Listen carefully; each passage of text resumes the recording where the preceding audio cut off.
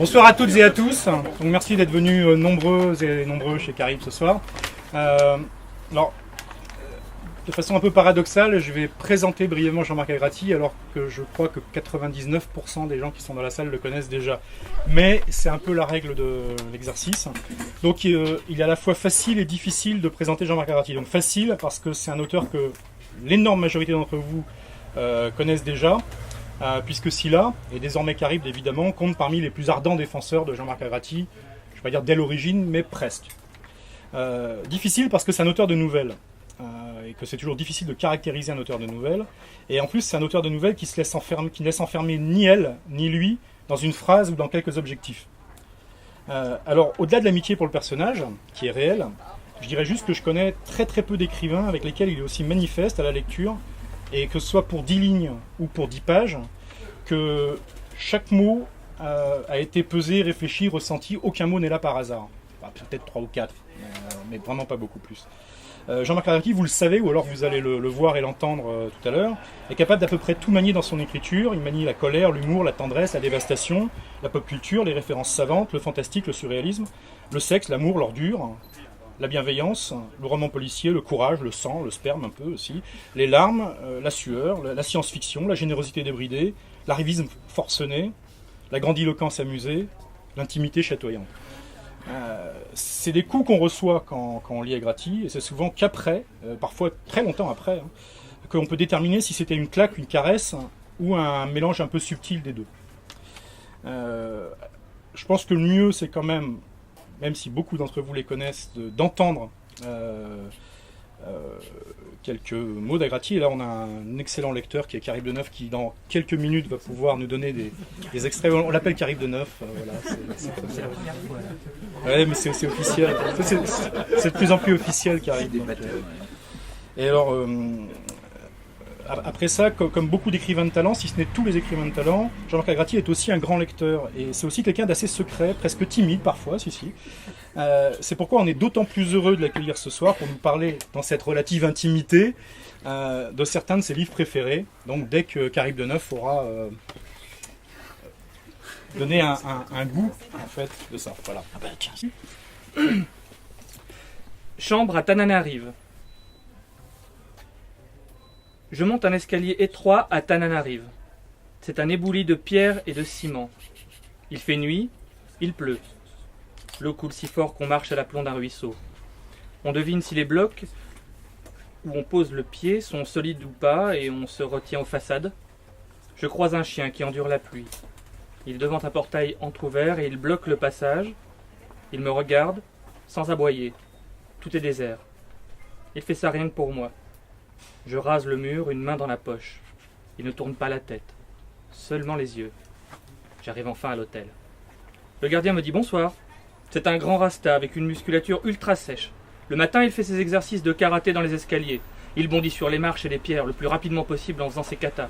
Ça a l'air précis. Je suppose que c'est pas du vent. Il a plein de cicatrices aux bras et aux jambes. Dans le bar, les prostituées jouent au domino. Elles font claquer les chiffres sur la table et elles jouent de l'argent. Elles ont de grands éclats de voix, joie, dépit, colère. Il y a tout là-dedans. Je profite d'un moment où elles sont concentrées pour me glisser dans le couloir des chambres. Je cueille un regard plein d'attente et de promesses de l'une d'elles, mais pas ce soir. Je referme la porte derrière moi. Ce soir, je suis seul et la chambre est austère. La douche est séparée par un muret et le lit est en fer. Il grince quand on fait l'amour. La lucarne donne sur les toits. La table en bois sombre me fournit un beau bureau. Je sors les ingrédients de l'étude, un avocat, une boîte de sardines, un pain et une bouteille de whisky, de quoi tenir la nuit. Le whisky malgache pique un peu, mais il ne coûte que 4 €. L'alcool est merveilleusement peu cher dans ce pays. Et le sexe, bien sûr. Pas cher du tout le sexe. J'allume mon ordinateur. Mes anges gardiens se répandent dans le bleu de la lumière. Ils découvrent le lieu. C'est une super promenade exotique pour eux. Ils font le tour de l'avocat et ils grimpent sur les sardines. Ils s'adossent à la bouteille de whisky et à mon verre. Ils apprécient beaucoup cette chambre. Et ils commencent à discuter. Bon, c'est pas évident d'intervenir comme libraire parce que c'est pas mon métier du tout. Donc on va essayer. Hein. Et parce qu'on rencontre énormément de lecteurs, et bon, moi je suis pas un grand lecteur, ça c'est le mensonge de Hugues. Au contraire, je lis peu en fait. Mais il arrive parfois qu'on tombe quand même amoureux de bouquins, donc ça c'est bien, parce que du coup on a envie de les défendre. Alors évidemment, vous êtes nombreux, c'est pas du tout évident de défendre, par exemple, ça, devant, mettons. Alors évidemment, là je suis sûr qu'il y en a au moins les 2 tiers que j'ai embêté avec cet auteur Jean-Louis Coste, que j'aime beaucoup, mais qui a un accident un petit peu dans mon parcours, c'est que c'est simplement l'auteur qui a été publié par Hermaphrodite, mon éditeur, juste avant que paraisse mon premier bouquin chez eux. Donc moi j'ai beaucoup aimé cet auteur. C'était un bouquin un peu spécial, qui est une sorte de road movie scatologique qu'on pourrait interpréter avec de la pâte à modeler, un scénario en pâte à modeler qui enfile tous les cauchemars à 2 balles, le racisme, la notabilité, la religion, qui se permet un peu ce que Pasolini fait, mais sur le mode du hentai vraiment grotesque. Et moi, ça m'avait ébahi. Le fait que ça existe, ça m'avait ébahi. Et après ça, alors il faut voir que c'était son premier bouquin. Donc après, j'ai lu son 2e bouquin. Et là, on tombe dans une écriture beaucoup plus soutenue. Alors, ça reste vraiment violent. Mais, alors, pour ceux qui ne connaissent pas Jean-Louis Coste, j'ai oublié de dire ça, oui. Jean-Louis Coste, il fait des opéras pornosociaux. C'est-à-dire qu'il vous fait par exemple une Passion du Christ avec vraiment une interprétation du Christ qui est capable de se lâcher, de lâcher du vrai caca sur scène. C'est des choses très dures. Alors, il a quand même une notoriété mondiale. Il fait des tournées au Japon, il a été aux États-Unis, et les gens, on va dire, de sa troupe ont tous été un peu mystiques. Hein. Enfin, c'est vraiment très spécial. Hein. Donc, par exemple, ici, Viva la Merda, c'est presque pas possible à voir, parce que c'est un ouvrage qui lui a valu des procès aussi. Donc, on n'aura pas ça comme ça. C'est dommage, moi j'aimerais qu'il soit quand même là. C'est où Coste, c'est. Hein, vous mettrez ça là, mais moi j'aime bien. Bon, donc Jean-Louis Coste, il a imaginé après un grand-père. Un grand-père qui endosse tous les cauchemars de la France. Alors donc le grand-père, il commence, alors ça c'est étonnant quand même, il commence en fait en Arménie. Parce que moi je ne suis pas historien, donc je ne peux pas savoir s'il y a des choses, je ne pense pas, je ne le connais pas, mais c'est pas grave. Mais donc son grand-père est un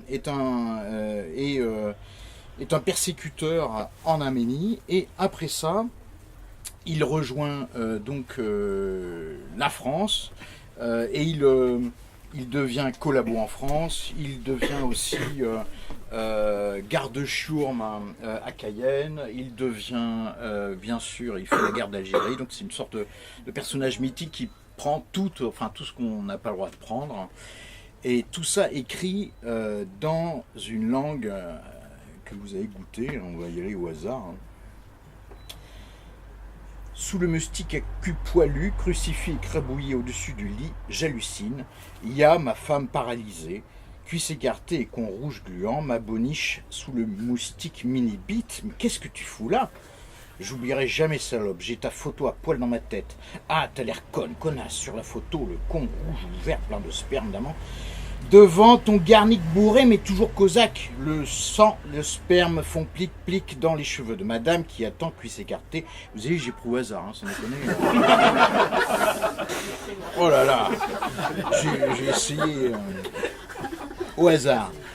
T'as pas de plan, l'Arménien? Allez, déconne pas, tu mens, tous les bagnards ont un plan dans le cul. Alors le plan dans le cul, je sais pas, vous vous rappelez, dans Papillon, tout le monde a un plan dans le cul. Vous connaissez Papillon là? Ils ont réellement un plan dans le cul, donc il a piqué là, c'est sûr quoi. Même les PD, ils le sortent même pas pour baiser. Le plan, c'est une petite boîte qu'on se met dans le cul avec ses pièces et son or qui permet de tenir à Cayenne quoi. Donc là, il doit être garde-chourme à Cayenne.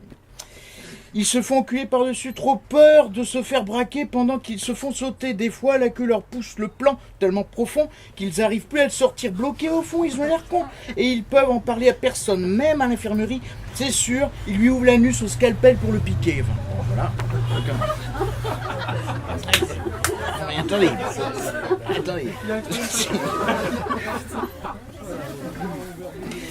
Bon. Donc,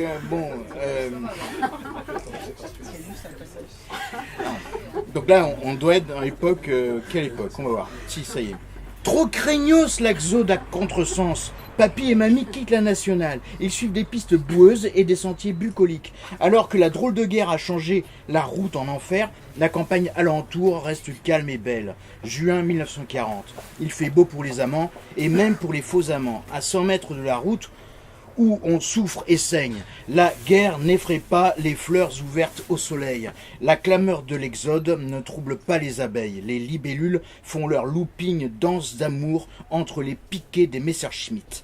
La longue file d'humains conneries qui longe l'horizon n'a pas troublé la perfection immémoriale des vallons. Et finalement, bon papa et bonne maman, main dans la main, font un bon voyage à contre-guerre. Pour bien voyager, il faut sortir des sentiers battus. Quand tous les cons migrent vers le sud, aller vers le nord par les petits chemins, la route de l'exode est belle, prise à l'envers. Bon, on continue comme ça. Bon, moi j'ai quand même beaucoup aimé sa prose, qui est radicale, qui se lit vraiment aisément. Et j'ai réussi à faire lire ce livre à au moins 4 personnes. Là, il y en a une, Marianne, j'ai eu Léo Henry, j'ai réussi et Léo Henry m'a dit, mais comment ça se fait qu'on n'a pas su que ça existait? Parce que Léo Henry, il a vraiment aimé. Hugues aussi, bon, mais Hugues, il aime tous les bouquins, donc vraiment...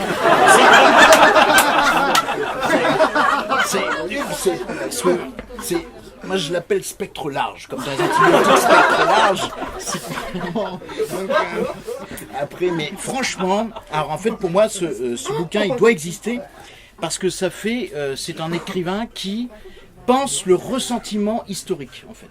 Le ressentiment historique, c'est très important, particulièrement en France, quand même, parce que c'est pas évident de penser... Enfin, quand on est au Portugal, par exemple, on a moins de choses à penser l'Angola et tout, c'est loin de la splendeur passée.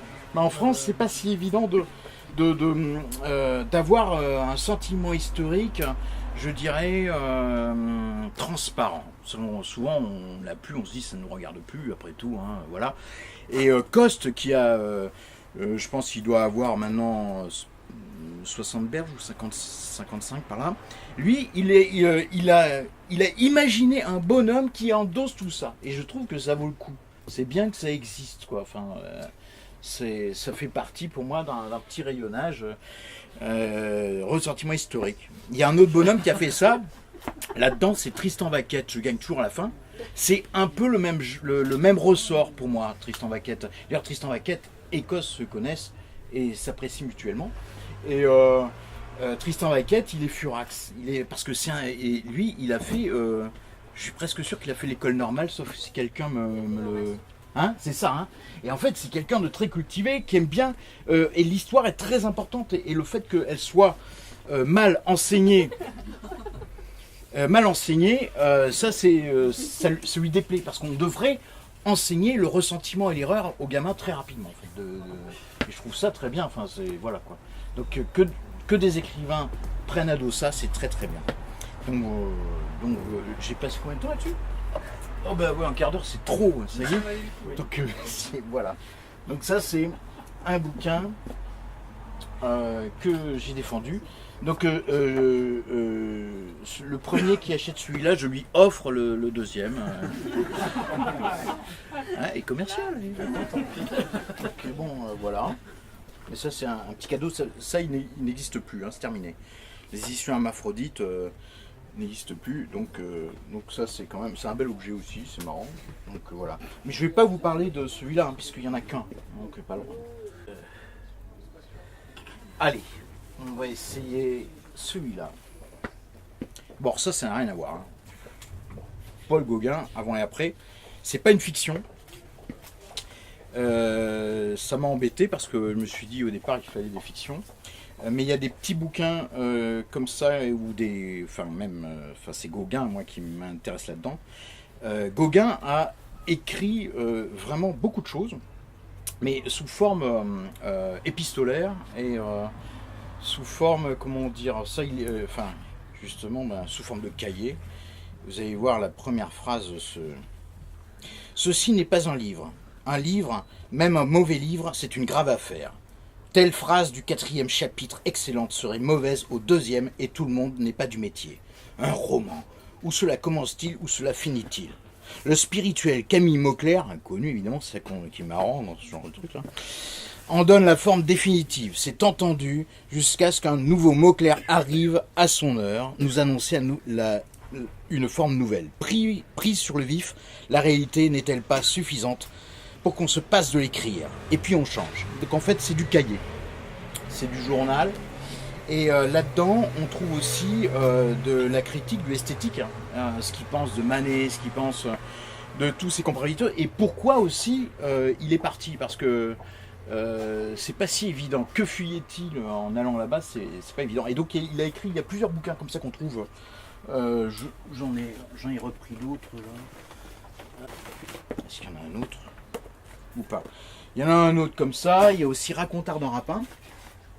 Mais en fait, pour moi, ça mériterait un bouquin qui collectionne tout, parce que c'est un peu embêtant de piocher partout, parce qu'il y a un réel sens esthétique. Ce mec-là, il a vraiment été jusqu'au boutiste. Et c'était pas si évident quand même à cette époque-là de quitter Paris, alors que quand même, il était déjà connu, il aurait pu continuer en Bretagne et tout. De partir à Tahiti. Alors il faut imaginer que déjà quand il est à Tahiti à cette époque-là, pour lui, donc en 1900, enfin 1800 même, juste un peu avant, pour lui c'est déjà foutu, et donc il part dans des îles paumées. Et c'est vraiment en essayant, en parcourant sa correspondance qu'on comprend aussi son dégoût, en fait, c'est pas évident, mais d'une forme de modernité. C'est-à-dire que déjà, c'est tout ce qui est même banque, tabac, n'importe quoi, la moindre boutique pour lui est exécrable. Et c'est pas évident de se mettre dans cet état d'esprit. Et il a été quelque part où vraiment il n'y avait plus rien. Alors c'est peut-être moi qui interprète, mais plus rien à vendre en fait. Où tous les rapports étaient vraiment primitifs, naturels. Même si lui, il a tenté de peindre quelque chose qui transcendait ça. Hein. Je ne sais pas si vous voyez ces tableaux par exemple de Tahitienne, mais par exemple il a fait des trucs du genre où il a une carte postale du Cambodge, et lui il voit la posture de ces Bouddhas assis, et puis il demande à une Tahitienne de prendre la même posture et il la peint. En fait il y avait quand même quelque chose comme une sorte d'altermondialisme avant l'heure, quoi. Genre, ce monde-là ne m'intéresse pas. Le monde du déjeuner sur l'herbe, le monde des femmes bien habillées de Paris et des bords de Seine, ça l'embêtait. Et il n'a jamais théorisé là-dessus, mais en fait, dans sa prose, on a des petits moments comme ça où on comprend un petit peu ce qui se passe, quoi. Bon, après. C'est peut-être de l'érudition, hein, bon. Une dernière chose pour lui, c'est qu'il a été aussi vraiment très très anti français, on va dire anti-colonialisme en Polynésie. C'est-à-dire que il appelle, nous on dit que c'est un territoire d'outre-mer, mais clairement à l'époque on disait colonie. Et il a fait un journal, il a d'ailleurs été poursuivi en procès pour pour dénoncer les abus, les exactions, etc. Donc c'est quand même un gars qui a aussi un petit peu dit non, pour moi la Polynésie française ça va pas. C'était quand même il y a plus d'un siècle, donc c'est quand même assez étonnant. Et il raconte comme ça des histoires où les gendarmes arrivent, où la justice arrive, parce qu'elle ne peut arriver qu'avec les distances dans la Polynésie, c'est impossible. C'est grand comme l'Europe à peu près, la Polynésie en étendue. Donc avant de faire la justice aux îles Marquises, il faut y faire, alors qu'il y a des histoires de cannibalisme, de tuerie et tout ça, quoi. Donc après ça, les gars sont analphabètes, ils sont là, il y a un juge qui vient et qui rend la justice, et lui, il se marrait, et puis il disait, mais c'est n'importe quoi, qu'est-ce que c'est que ce monde, hein? Que faisons-nous ici, quoi? Mais ça, c'est assez marrant, quoi. Donc, là, par exemple, il fait une chronique judiciaire, là. Alors, est-ce donc à nous de faire la police? Le brigadier aurait interrogé le nègre, puis sommairement la victime et l'ami. C'est tout, c'est-à-dire presque rien. Cela fait, la victime a été remise à l'examen et aux soins d'un infirmier qui, pour avoir fait un petit apprentissage à l'hôpital de Papeete, n'en est pas moins un tout jeune homme léger sans expérience. Alors, je ne vais pas lire la chronique, mais là, par exemple, il se fend de plusieurs pages de chronique d'un tout petit fait divers dans une île. Ça, c'est marrant aussi. Donc, voilà. Donc, alors, ça, c'est un peu... Bon, c'est un trucage aussi, je vais vous expliquer. Moi, j'ai vécu en Polynésie et j'ai trouvé ça très pertinent, mais c'est peut-être que moi, enfin, je sais pas... Hein, mais si on est intéressé par une brousse quelque part dans le monde, eh ben, c'est un témoignage marrant. Enfin, voilà, quoi. Donc, comme tous les écrits de Gauguin, même aussi quand il parle, par exemple, il y a des gens qui se disent, mais vous ne savez pas dessiner, monsieur Gauguin. Alors là, Gauguin explique, mais non, le dessin c'est différent de la peinture, etc. Il fait... Donc il y a plein de choses comme ça, mais rien n'est théorisé, et je trouve ça du coup très sympa. Donc là, c'est... Voilà. Bon, ça va être court. Pourquoi? Parce que je me suis aperçu que je n'avais pas lu celui-là. Attendez. Je vais invoquer mon avocat qui est Bidibule. J'ai lu un bouquin dans le livre de poche qui s'appelle Le Testament de l'horloge. Et le Testament de l'horloge, c'est bien exactement le titre anglais qui est The Clockwork Testament, titre original. Et je l'ai beaucoup aimé et je l'ai offert à Bidibule, sauf que il est épuisé, ce bouquin est épuisé. Mais donc il a été réédité, c'est celui-là. Mais en fait, je ne retrouve pas tous mes petits.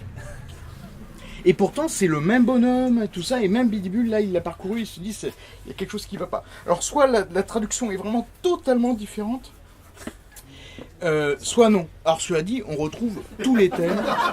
Je vous jure que c'est vrai, on retrouve tous les thèmes, c'est vrai. Donc, non...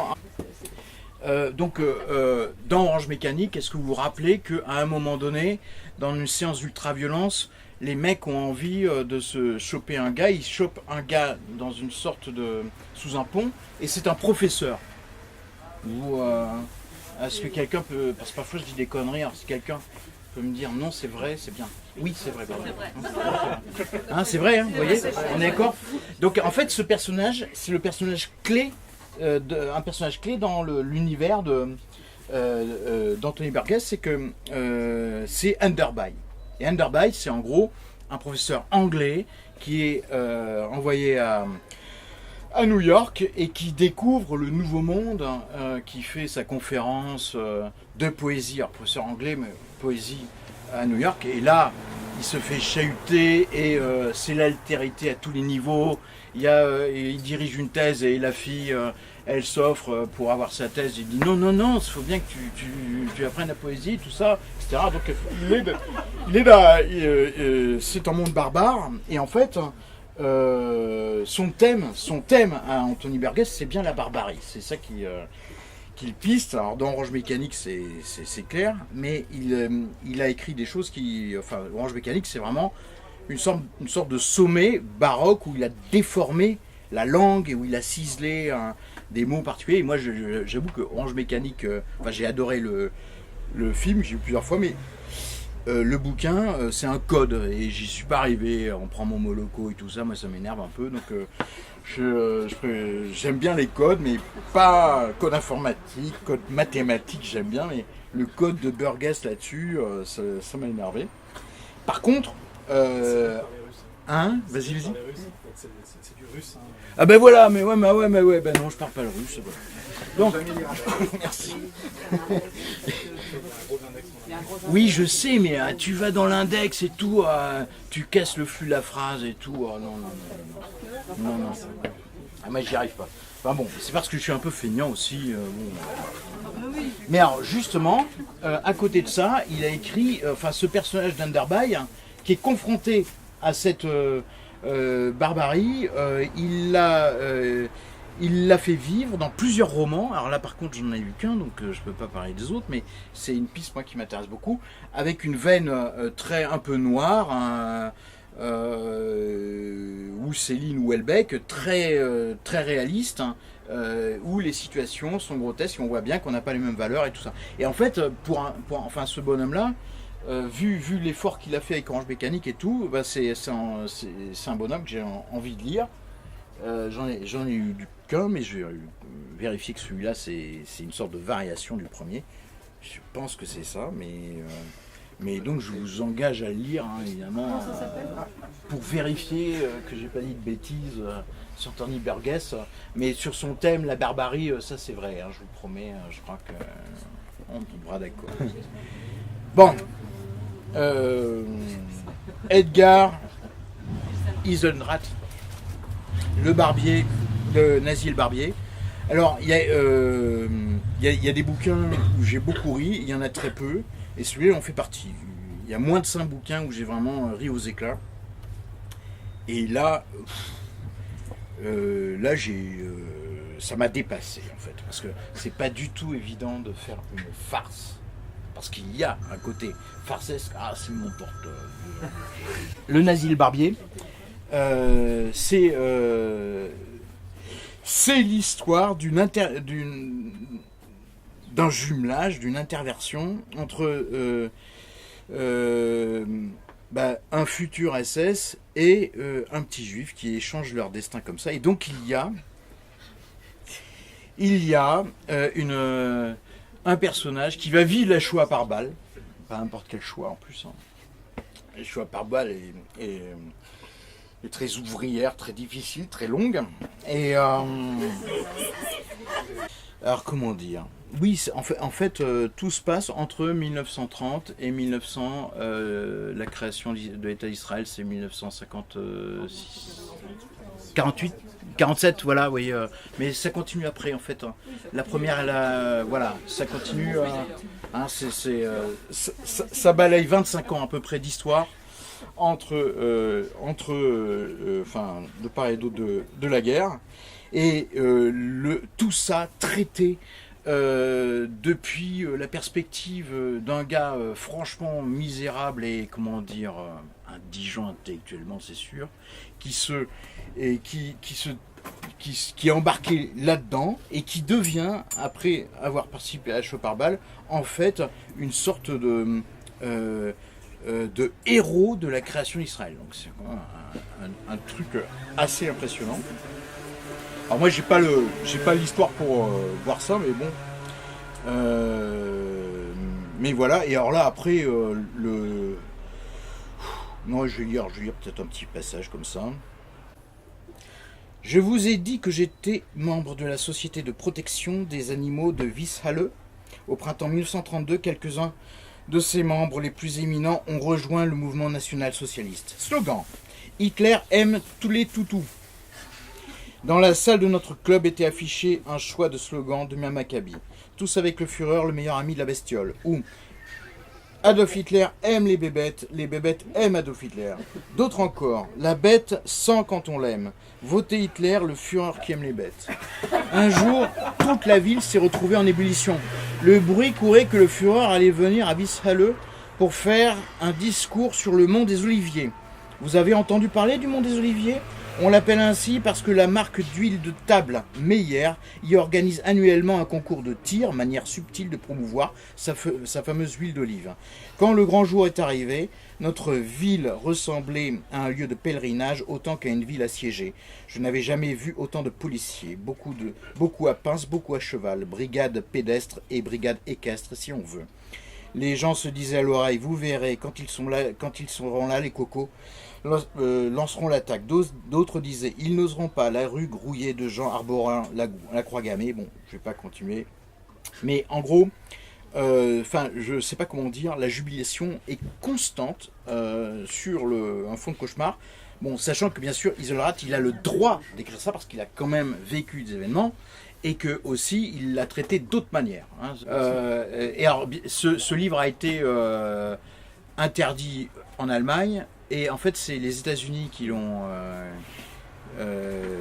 quand même adoubé et maintenant il arrive à vivre en Allemagne, à être connu en Allemagne. En américain, je pense. Traduit l'allemand, désolé. Non, allemand, effectivement. Alors ça, c'est les années 60. Tac, j'imagine. Bon, on va voir. Première édition américaine, 71. The Nazi and the Barber. C'est bien traduit. Oui. Bon. Donc, c'est... Voilà.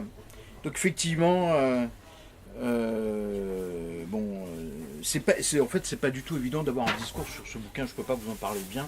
Mais je dirais juste que moi, ça m'a à la fois ému. Ça m'a appris des choses parce qu'après l'après-guerre en Israël, moi, je connaissais pas bien. Hein, et en même temps, c'est jubilatoire. Alors, quoi dire quoi. En fait, c'est terrible à dire, mais c'est aussi une comédie. Hein, c'est complètement dingue, quoi. Donc voilà. C'est quand même un super travail qui a été fait par Attila. Ah oui, j'ai oublié, c'est vrai. Pour faire reconnaître en fait en France le travail d'Isenrat qui était un peu inconnu, voire oublié. Enfin, au mieux oublié, au pire inconnu. Voilà. 2 petits avant la pause. Solo yaourt. J'ai 3 ans. Je suis sur une chaise haute et je mange un yaourt. Le pot est conique et il n'en finit pas. Au début ça va vite, mais plus on creuse et plus il y en a. Je râle, c'est pas possible, jamais je ne le finirai. La forme est la pire des formes pour manger un yaourt. On tombe dans un puits et les parois s'éloignent. Impossible d'en prévoir la fin. Ma mère réclame que je bouffe encore un peu, mais je résiste, je trépigne. Elle me raconte des sornettes à base de cuillères que d'autres gars bouffent, mais c'est dans ma gueule que va le yaourt, pas dans celle de tonton. Une diversion, on me berne, c'est tout. Et le pot de yaourt n'en finit pas de devenir cruel et infini. Pourtant, je suis content. J'accepte la cuillerée immangeable et je me retranche. J'apprends à fond le piège terrible de ce tronçon de cône. Ça devient une arme et tout est plus précis. La vengeance s'apprend au quotidien. Et le règne animal. Je dors dans mon beurre. C'est chaud. J'ai l'impression d'être un veau. Un insecte me réveille. Je crois que c'est une guêpe, mais non. Ce sont 2 mouches qui copulent. Elles sont collées. Le vol est maladroit. Je vais à la douche. Mon saucisson malgache est noir de fourmis. Pourtant, j'avais trouvé une ruse. Je l'avais pendue à la tablette du lavabo. Je m'étais dit qu'elle mettrait un temps fou pour trouver le chemin. Mais il leur a suffi d'une nuit. Maintenant, elle peuple le saucisson. Elle convoite la bouffe. Elle convoie la bouffe le long de la ficelle. Elles rejoignent d'immenses autoroutes hyper encombrées qui partent sur le mur et qui s'enfoncent dans les fissures. Ça va nourrir la fourmilière. Je prends le saucisson et je vais sous la douche. Je fais un massacre. Les corps tombent par grappes et sont avalés avec ma crasse. Je m'essuie, je ne suis plus du tout un veau. J'essuie aussi le saucisson. Je taille une rondelle et je la croque. Je m'installe dans mon fauteuil. Dehors, il fait encore trop chaud. Je vais attendre la fin d'après-midi. Je prends un bouquin et je surveille du coin de l'œil les fourmis. Les colonnes se résorbent, c'est bien. Elles réapparaîtront dans la nuit et elles chercheront à nouveau les miettes de ma vie. C'est qui ça? Jean-Marc Agrati, le libraire du mois. Tout le monde connaissait Jean-Marc. Donc Jean-Marc est l'auteur de 4 recueils de nouvelles.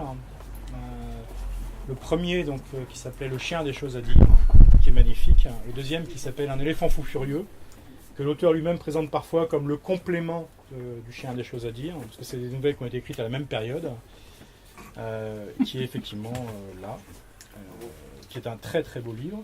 Le troisième recueil, donc, qui est Ils m'ont mis une nouvelle bouche, qui est magnifique également. Et enfin, l'Apocalypse des homards, qui est presque sublime.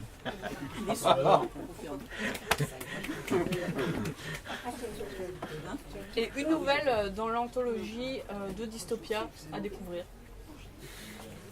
Intitulé Blanche-Neige. Blanche-Neige. Alors, dans cette anthologie où il y a beaucoup d'autres trésors, mais on ne va pas non plus vous faire l'apologie complète de Dystopia ce soir. même si ça le mériterait. La poule des ténèbres. Je m'installe à la table de la cuisine et je mange une boîte de sardines. J'ai coupé une tomate par-dessus, rajouté du sel, craqué du poivre et je tartine du pain avec du beurre.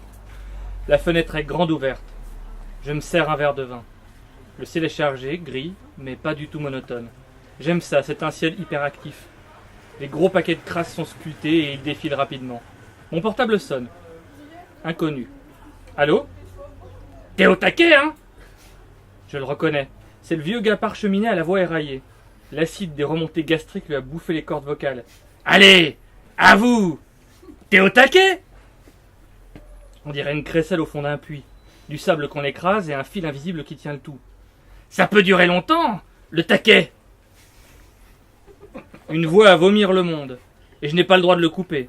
Les mauvais anges, il faut les écouter jusqu'au bout. Je mets le haut-parleur et je le pose sur la table. Il doit s'apercevoir de mon manège parce qu'il dit « Taquet, taquet, taquet, taquet !»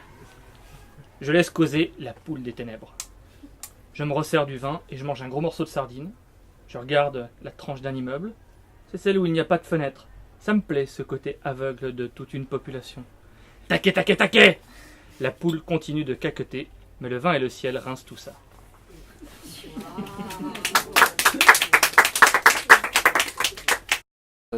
J'ai découvert très tardivement Henri Miller.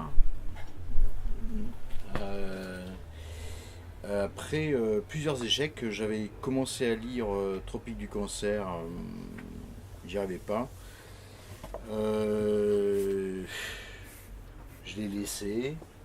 Et puis j'ai... ah oui, ben oui, d'ailleurs, ça y est, oui, je me rappelle. Je me rappelle pourquoi je me suis dit, il faut vraiment que je lise ça. Alors c'est marrant parce que c'est un hasard qui a un lien avec Coste. Il y avait dans la troupe de Coste un gars qui s'appelle Gulli de mémoire, qui se faisait appeler comme ça, et ils se sont fâchés, mais il a fait, enfin c'était un gars qui a fait ses opéras porno sociaux avec Coste, et ce gars-là, il a fait un journal où il a parlé de ses tournées.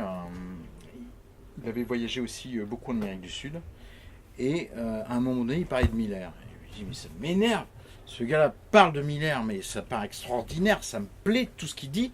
Et moi, j'ai pas réussi Miller. Donc, j'ai persévéré. Parce qu'en fait, le problème après, c'est quand on lit, soit on est spectre large, soit au contraire, on est étroit d'esprit. C'est mon cas. C'est vraiment...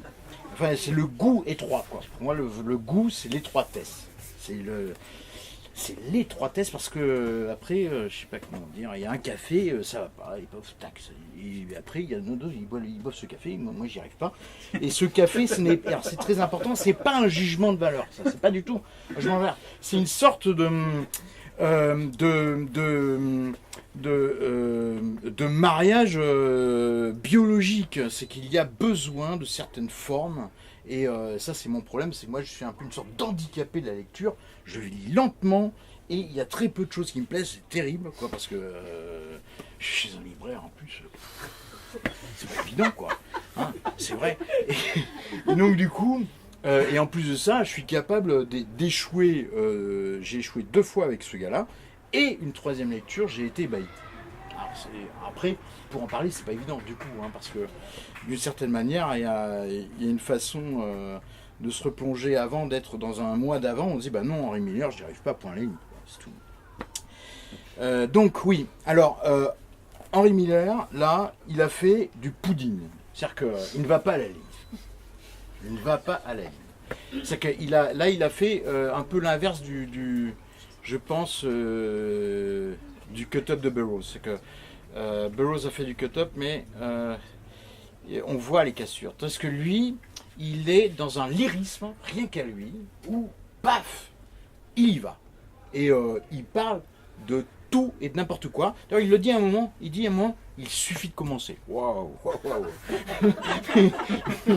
Il fait ça, et il se tape le pudding. Et franchement, là, il y a des fruits confits complètement dingues. Non, mais c'est vrai. Moi, et qui ne marche que dans la forme du pudding. Moi j'ai vraiment, mais vraiment aimé quoi.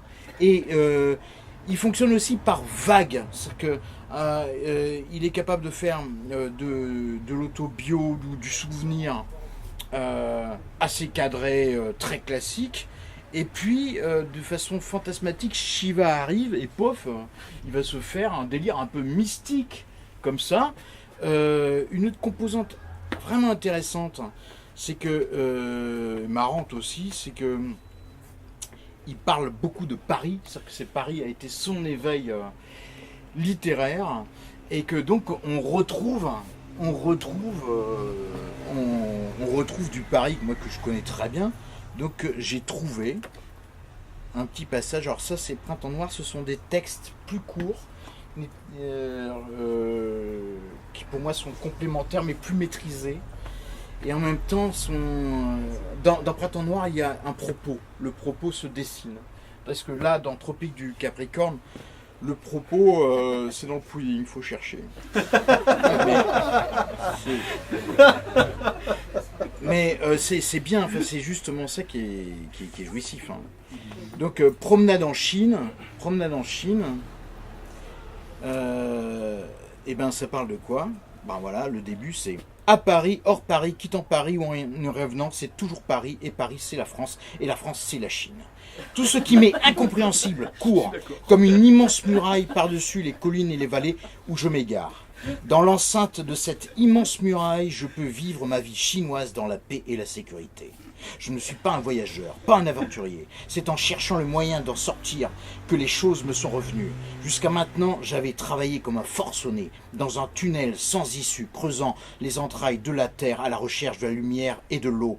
Je ne pouvais pas croire, moi, homme du continent américain, qu'il exista un lieu sur terre où l'on pût être soi-même. Par la force des choses, je suis devenu un Chinois. Chinois dans mon propre pays, je m'adonnais à l'opium du rêve afin d'affronter la hideur d'une vie qui ne me concernait en rien. Alors ça c'est un truc pour moi très important, c'est qu'en fait Miller il cherche son propos, et son propos c'est aussi le rejet de l'époque, c'est aussi le bouquin qu'il a écrit après au retour des États-Unis, parce qu'il y a eu la guerre en France, etc. C'était le cauchemar climatisé. Et il a un peu aussi, comme Gauguin, il a été viscéralement, il dit ça ne me regarde pas, votre agitation mécanique pour gagner des sous, ça m'énerve. Et donc après, il se met en scène, il a des jobs, et d'une façon très cynique, il vit ses jobs à fond. Il est par exemple employé dans une sorte de... Oui, c'est pas vraiment la poste, mais c'est des télégrammes de l'époque et tout ça. Et en fait, il vire plein de gens, il devient directeur du personnel, et il se moque complètement de ça. Mais après, moi je suis pas suffisamment érudit pour savoir si c'est vrai ou pas la part fantasmée de ça. Mais en tout cas, ça a l'air très bien documenté. Est-ce que c'est un job qu'il a fait, ou est-ce que c'est vraiment il a fantasmé le truc, je sais pas. Mais... le cynisme de l'agitation de la ville, il n'y arrive pas quoi. Alors là je vais continuer un tout petit peu, pas lire tout le texte Promenade en Chine parce que ce serait trop long, mais je vais quand même trouver deux. Je grimpe la butte Montmartre, Saint-Antoine d'un côté, Belzébuth de l'autre. On est là sur la haute butte, resplendissante de blancheur. La surface de l'esprit se brise en une mer hachée de vagues. Le ciel tourne, la terre oscille. Je grimpe sur la butte, au-dessus des couvercles granuleux, des toits, au-dessus des persiennes tailladées, au-dessus des cheminées pantelantes. À l'endroit de la rue Le Pic se couche sur le côté pour souffler. À l'endroit où la rue Le Pic se couche sur le côté pour souffler, là où elle se courbe comme une épingle à cheveux pour reprendre la dure ascension, on dirait que la marée s'est retirée, laissant derrière elle un riche dépôt marin, les dancings, les bars, les cabarets, écumes et dentelles incandescentes de la nuit électrique, pâlissent devant l'entassement bouillonnant de mangeailles qui encerclent la base de la butte. Paris se frotte le ventre, Paris se lèche les lèvres, Paris s'aiguise le palais pour le festin immanent. Voici le corps qui se meut dans son ambiance, immense procession dynamique, comme les frises des temples d'Égypte, comme la légende étrusque, comme l'aube de la gloire De crête, tout est vivant à vous bouleverser, grouillement de manière indifférenciée, la chaude ruche du corps humain, la grappe de raisin. Il faut savoir que c'était l'époque des bordels, 1930, ça c'est les années 30, et que lui c'était vraiment un abonné. Il vivait avec des prostituées, il était là-dedans. Et d'une certaine manière, ça c'est, le Paris qui décrit était un Paris, je sais pas comment dire là. Il faudra une sorte d'autre témoignage, mais c'est un Paris inimaginable. Hein. C'est le Paris des années 30 qui était qui était la chair même, quoi. Hein. Je pense que un Parisien, pour retrouver du Paris, il faut qu'il aille à Tananarive ou il faut qu'il aille en Afrique pour trouver la même chose, quoi. Je lis quand même juste le dernier, la fermeture de la promenade en Chine. Voici le printemps que Jésus a chanté, l'éponge aux lèvres, au trémoussement des grenouilles. Dans chaque matrice, le piétinement des sabots de fer, dans chaque tombe, le réjouissement des obus. Caveau de hideuse angoisse, saturé de vers anges, suspendu à la matrice effondrée du ciel. Dans ce dernier corps de la baleine, le monde entier est devenu une plaie purulente. Lorsque la trompette sonnera de nouveau, ce sera comme si on pressait un bouton. Le premier homme qui tombera poussera le second, et ainsi de suite à l'infini jusqu'à l'équateur, tout autour du monde, de New York à Nagasaki, de l'Arctique à l'Antarctique, et en tombant, l'homme poussera l'éléphant, et l'éléphant poussera la vache, et la vache poussera le cheval, et le cheval l'agneau, et nous tomberons tous, l'un après l'autre, comme une rangée de soldats de plomb balayés par le vent. Le monde s'éteindra comme une chandelle romaine. Pas même un brin d'herbe ne poussera, dose létale d'où nul réveil ne surgira. La paix, la nuit sans gémissement, sans murmure, une douce, une méditative obscurité, un imperceptible battement d'ailes. Alors, moi, quand j'ai eu ça, j'étais assez ébahi, parce qu'évidemment, j'ai eu l'intro, et qu'on m'a dit que ça c'était écrit dans les années 30. Or, il y a quand même la mention à Nagasaki, et il y a cette phrase, lorsque la trompette sonnera de nouveau, ce sera comme si on pressait un bouton. Alors je me suis dit, quand même non, c'est pas possible. Et en fait, il semblerait que Promenade en Chine soit vraiment un texte des années 30. Et je trouve ça, cette vision lyrique, apocalyptique qui clôt la Promenade en Chine, si jamais ça a été écrit dans les années 30, alors bien sûr je soumets ça à quelques érudits là, qui vont peut-être me dire que ça a été écrit en 45 ou après et tout, mais franchement ça m'a ébahi, quoi, voilà. Après bon, tous les textes là-dedans m'ont pas ébahi, voilà, mais Miller là c'est quelque chose d'impressionnant. Bon. Alors, maintenant, il y a plus dur, là. C'est de plus en plus dur, en plus, ce truc. Bon. Alors, je vais vous faire le coup du Mahabharata. Alors, c'est gonflé. Vous n'êtes pas là, en principe, pour lire le Mahabharata, et je le sais. Mais, le coup du Mahabharata, ça, c'est quelqu'un qu'on connaît bien, Natrak, c'est Léo Hervé est arrivé chez moi, je lui ai fait le coup de Mahabharata, il m'a dit, tu sais, Natrak m'avait dit que tu me ferais le coup de Mahabharata. Je lui ai dit, je sais, je fais le coup de Mahabharata. Donc voilà. Alors ça, j'ai lu ça il y a longtemps. Alors le Mahabharata, il faut bien voir, ce n'est que ça en version, ce qu'on peut en trouver en français. Sachant que le texte, enfin les textes qui posent le Mahabharata en version anglaise, c'est beaucoup plus facile. C'est vraiment énorme, en sanskrit, j'en parle pas.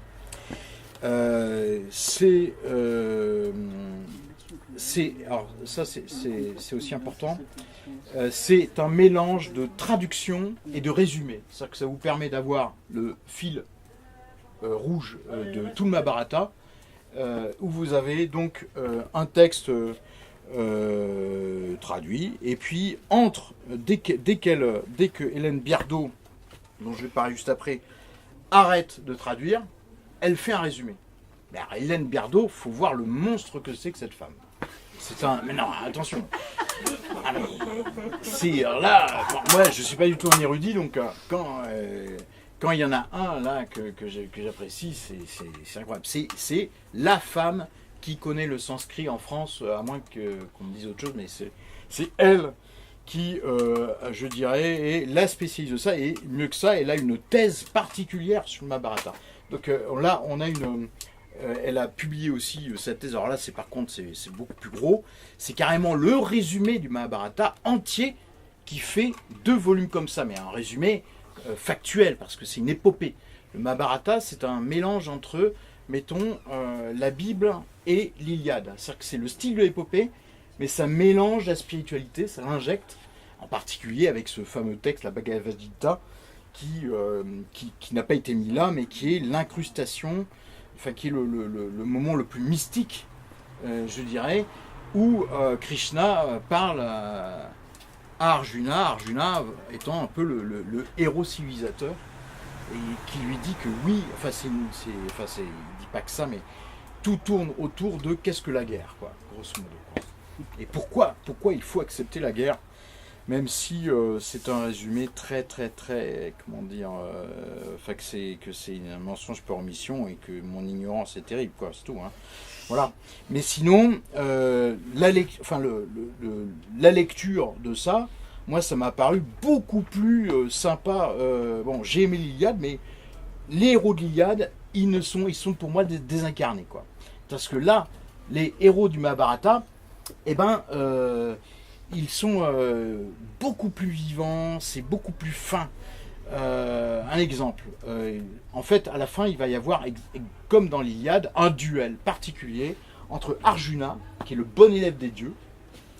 Alors Arjuna, il va en haut, il apprend la danse, la musique, tous les arts, il apprend tout ça, et paf, il revient, paf. Et le royaume, le méchant a pris ça, Duryodhana, et il a des méchants autour de lui, il corrompt, le gentil était un peu ivre, il a joué son royaume au dé. Donc en fait, les gentils cons. Et le con, c'est incroyable. Moi, le gentil, je le flingue sans problème, quoi. Mais non, c'est le gentil roi et tout. Bon, et c'est pas grave, on accepte ça, hein. C'est un choc culturel, hein. Et on accepte. on accepte, et après ça, donc la famille de ceux qui ont perdu le royaume, les Pandavas, vont prendre le maquis. Ça va être une guerre asymétrique. Génial, première. Enfin, on va comprendre ce que c'est que les règles de la guerre asymétrique, ça va être bien. Parce que les méchants, c'est génial, je vais vous expliquer. Quand même, puisqu'ils vont faire la guerre, à un moment donné, ils rendent visite au dieu de la guerre. Et dieu de la guerre, il a un petit campement, une petite tente, et il dort dans son lit de camp. Génial, bien sûr, il dormait. Donc, Arjuna et Duryodhana, le chef des méchants, qui lui est un mec bien dur, quoi. Viens, on réveille le dieu de la guerre. Bah, le dieu de la guerre se réveille. Comme ça. Qu'est-ce que vous voulez? On veut faire la guerre, hein. J'ai 2 choses à vous proposer. 2 choses. D'un côté, j'ai une armée quasi innombrable de soldats entraînés qui ne reculent pas et qui meurent au combat. Duryodhana, c'est moi. Baf, ça y est. Il obtient la Wehrmacht gratis, c'est génial. Paf. Et l'autre, moi qu'est-ce que j'ai? Toi, t'as l'esprit de la guerre. Oh putain. Et le gars, il retourne dans sa forêt. La guerre asymétrique totale, il fait la résistance. On est combien? 5. Promis, c'est les 5 Pandavas. Les 5 Pandavas vont dans la forêt après, quoi. C'est bien, enfin ça c'est bien. Il y a plein de petites anecdotes comme ça. Il y a plein de trucs forts. C'est vendu. Pardon. Un truc vraiment moi, que j'aime beaucoup dans notre esprit. Quand j'ai enseigné les maths, un petit peu, il y avait un mot-clé que j'essayais de dire parce que mais ça sert à rien les maths. C'est vrai. Oui, absolument rien. Par contre, on apprend à se concentrer. Donc concentrer, c'est qu'on focalise et on regarde le temps qu'on se concentre, on essaye de se concentrer, quoi. Donc moi, c'était mon mot-clé, concentration, etc. Donc, quand ça marchait pas, que les élèves foutaient vraiment le bordel, je savais que ça arrivait. Et sur le mot concentration, je dis mais j'ai trouvé un truc. Et j'ai trouvé dans le Mahabharata un super truc. Un super truc. Mais oui, il y a plein de trucs. Non, mais, dans le Mahabharata, bien sûr, Arjuna avec ses potes là, ils sont bien, mais ils apprennent la danse là-haut et tout. Enfin, Arjuna apprend la danse là-haut, mais quand même, pour vraiment bretter, pour vraiment apprendre la massue et l'arc, il n'y a rien à faire.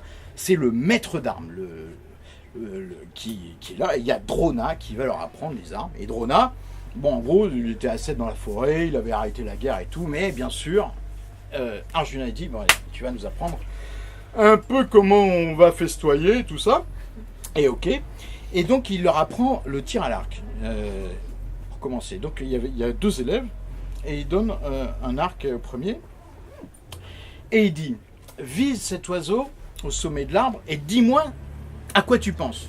Donc l'autre, pouf, il vise l'oiseau et tout, il dit, bon ben moi, je pense à l'oiseau, je pense à l'arbre, je pense aux feuilles, je pense aux racines, je pense à toute la forêt, je pense au monde entier. Stop. Très bien. Toi, Arjuna. Bon ben moi je pense à l'oiseau, je pense au cou de l'oiseau, je pense aux plumes du cou de l'oiseau, je pense aux veines de son cou, et stop. Qui doit tirer d'après vous? Alors ça c'était une question intéressante. Est-ce qu'on doit penser le monde pendant la concentration ou pas? Et donc en fait compte, Drona, après il dit non, en fait tu n'as pas à penser le monde quand tu fais les choses. La concentration c'est entièrement dans l'acte que tu dois te mettre. Donc c'est parce que ça en plus ce sont des thèses aussi enfin, c'est pas clair ça. Faut-il y aller à fond là sur le truc, ou faut-il voir le monde et être conscient du monde pendant l'acte? Eh ben non. En fait, voilà, Drona il dit non, toi tu vas pas à la guerre, pense le monde, pas toi. Arjuna, tire, décapite l'oiseau. Ouais, clac. Ils ont des petites flèches comme ça en demi-lune, là, paf, qui décapitent les oiseaux. C'est sympa. Et donc voilà. Alors il y a plein de trucs comme ça, quoi. Et moi j'ai beaucoup aimé. Enfin bon, après. Voilà. Je vais mentionner juste pour l'anecdote. Pour ceux qui aiment ou qui connaissent Philippe Kédic, il a fait sa réécriture personnelle du Mahabharata, ça s'appelle Au bout du labyrinthe. Je ne sais pas dans quelle édition c'est disponible actuellement, mais en tout cas, ça vaut le déplacement. Pour moi, c'est un des 2 ou 3 meilleurs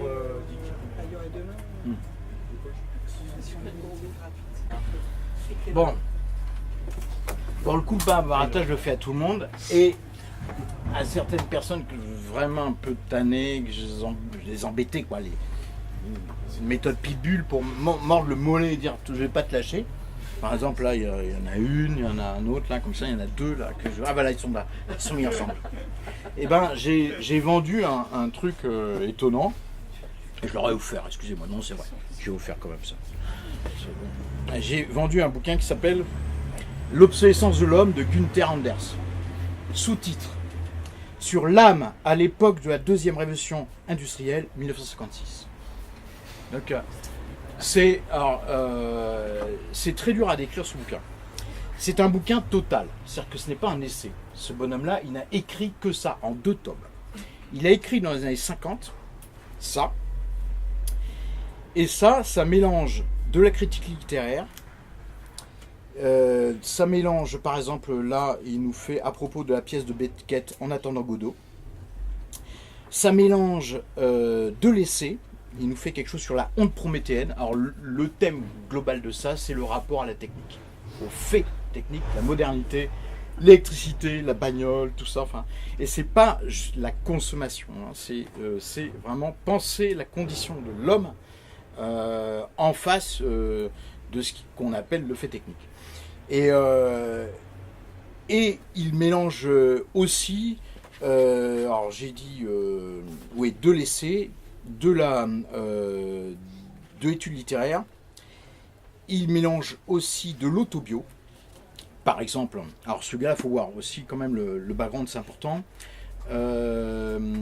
Juif autrichien, je crois, émigre aux États-Unis juste avant la guerre, pendant les années 30. Voilà. est déjà, on va dire, a déjà au moins 40 ans. Mari de Hannah Arendt. Ça c'est très important parce qu'en fait dans Hannah Arendt on retrouve les mêmes sujets sur la condition de l'homme en face du fait technique. Et technophobe à un point absolu. Et surtout, il écrit à Los Angeles en pleine... ce que Miller appellerait le cauchemar climatisé, mais pire que ça, c'est-à-dire qu'il est écrit en pleine course aux armements, quoi. Et donc Gunther Anders a été aussi un militant anti-bombe à cette époque-là. Ce qui n'était pas si évident aux États-Unis à cette époque-là. Parce que, voilà, c'est... Donc c'est une sorte de résistant, mais comme il était quand même un exilé, qu'il avait déjà de l'âge et qu'il faisait des conférences universités, je crois, vérifier, mais je suis presque sûr. Mais il a été, bon, on a accepté ça, mais être militant anti-nucléaire à cette époque-là, aux États-Unis, c'était moyen, quand même, quoi. Et donc, après, quoi dire d'autre? Là, je vais pas vous lire des passages, là, ça marcherait pas. Parce que non, ça va pas marcher. Non, je vais pas lire du Gunther Anders, c'est pas possible. Mais moi, j'avais besoin de ça. Alors là, je suis obligé de dire pourquoi j'avais besoin de ça. C'est que, en fait, j'avais besoin de lire ceux qui critiquent le fait technique. Parce que moi, je suis un super technophile. J'adore la technique. Et je suis, même si je ne suis plus dans ce monde-là, moi, je me suis donné à l'ingénierie. Donc, voilà, je l'aime, quoi. Et je ne suis pas un désespéré de ça. Même si je suis amer sur certains sujets. Et en fait, ce bonhomme-là, lui, il a creusé ça. Il a creusé la sensibilité qu'on a à développer en face d'une autoroute, en face de tout ça, quoi. Et la condition du travail aussi qui change, parce que tout change. C'est là où il a été fort, c'est qu'il a réussi à voir comment la société est structurée par le dispositif. Ce sont des choses qui n'existaient pas vraiment dans l'esprit. Enfin, voilà. Bon, après, je laisse la part à Bidibule pour parler de ça. Mais je veux dire, c'est un bonhomme qui a fait ça en 2 étapes. Il a écrit dans les années 50. Il a arrêté d'écrire parce qu'il a milité et il ne voulait pas devenir écrivain. Et dans les années 80 quand même, à l'aube de... non, c'est l'inverse, à la fin de sa vie, etc. Poum poum. Et ben il dit, je compile toutes les conférences et ça donne un tome 2. Donc à 30 ans d'écart, ça donne un tome 1, tome 1, l'obsolescence de l'homme, et tome 2, les conférences des années 80, parce qu'il a dit, bah, écoutez, moi j'estime que ce que je dis il y a 30 ans, c'était quand même très valable, donc voilà. Et il a fait un tome 2, et ces 2 bouquins, c'est vraiment... l'œuvre d'un homme intègre avec une sensibilité précise et vraiment hyper ténue. Alors là, vraiment très précis et il va pas lâcher le morceau. Et moi, j'ai beaucoup aimé ses retournements, sa phrase. Bon, après, ça regarde que moi. Si, il faut le reconnaître. C'est tout le problème d'aimer un bouquin et de ne pas comprendre pourquoi on l'aime, parce que c'est bien ça la fin, quoi. Donc là, je pense que ça y est, quoi. Bon.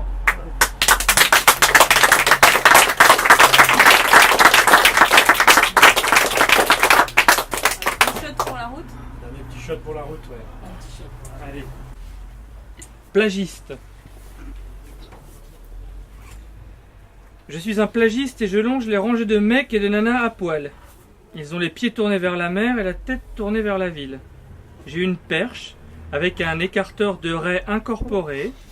Je l'enfonce à la demande.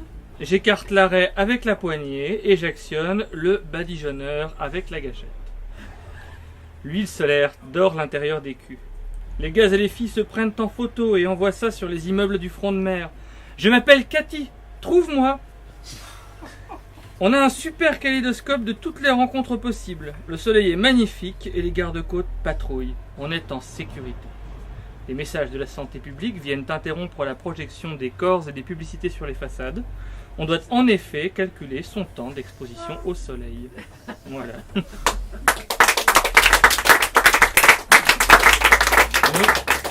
Donc une dernière pour finir, alors en guise de conclusion, une qui s'appelle Aux antipodes. Le bonheur avec ma femme me fait l'effet d'un léger pourrissement, je dis. Une poupée aux antipodes me tient la main. On marche sur la plage et on longe les bougainvillées. Ça va aller en augmentant, elle dit. Oui, le bonheur c'est ça, cuire, sucrer intimement toutes les fibres, les rendre molles et succulentes, et cette cuisson avale tout. Bientôt, quand tu verras le sein d'une humaine, tu penseras à une pomme pourrie. La poupée n'a pas ce problème, elle est maintenable à l'infini. Elle a toutes les routines qu'il faut pour percevoir, agir, dire. Elle pourrait me larguer ou me tuer d'un coup, mais son programme s'accroche à moi. C'est bizarre. On s'embrasse ? D'accord, je dis. Le soleil se couche, l'île est calme. Sous nos pieds, si l'on creuse un tunnel d'environ 13 000 km, on les retrouve, eux, et leur destin obscur. Ils fourmillent dans les grands espaces gris et bleus de l'Europe, et il faudrait... Elle détache sa bouche de la mienne et elle me dit « Il faudrait un impair et un fusil pour les abattre comme des morts vivants ?» Elle sourit. Toutes les visions ont leur empreinte chimique et sa langue l'a détectée. Elle replonge dans ma bouche et elle noie notre baiser dans un léger psychotrope. Les grands espaces gris et bleus fondent. Je suis à nouveau dans l'orange du soleil. J'aperçois des pirogues et les premiers poissons volants du soir. Voilà. Bravo à l'auteur. Bravo.